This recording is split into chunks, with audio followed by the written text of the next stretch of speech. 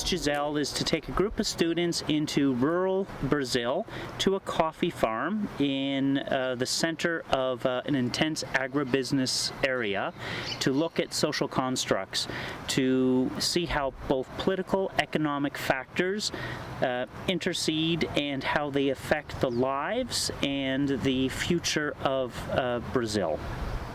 Students did two main objectives. They first visited the Mata Solar to examine the efforts of a organization, non-for-profit organization that was governed to protect Brazil's native trees and also to protect the fauna that was present within that biome. That was the first part of the trip. We are a rehabilitation center for animals, but we work with flora as well and environmental education. We work mostly with cats, wild cats, but we also take care of all kinds of mammals, reptiles, birds, and sometimes even some insects. The animals are mostly brought here by public organs like the firemen or police officers.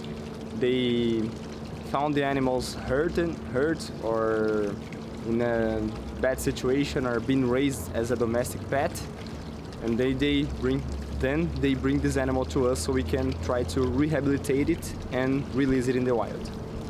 An animal that was just hurt but lived his entire life in the nature, it's much easier to release than an animal that was raised by people.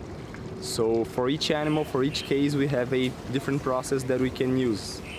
We need to teach this animal how to hunt, how to escape from predators.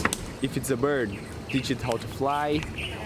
And then when we see that it can look for food, it can hide from its predators, and it runs away from people, we know we can release it.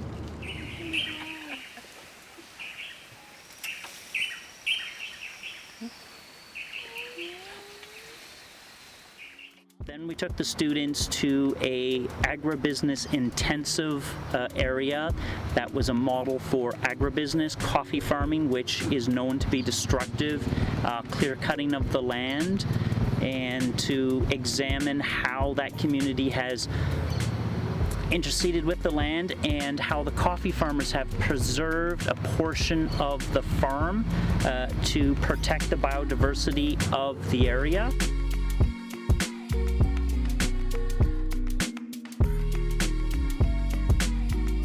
This is the fruit juice. So the fruit is pretty much the seed. There's no pulp to it. Always two. Sometimes three, sometimes one. Yeah.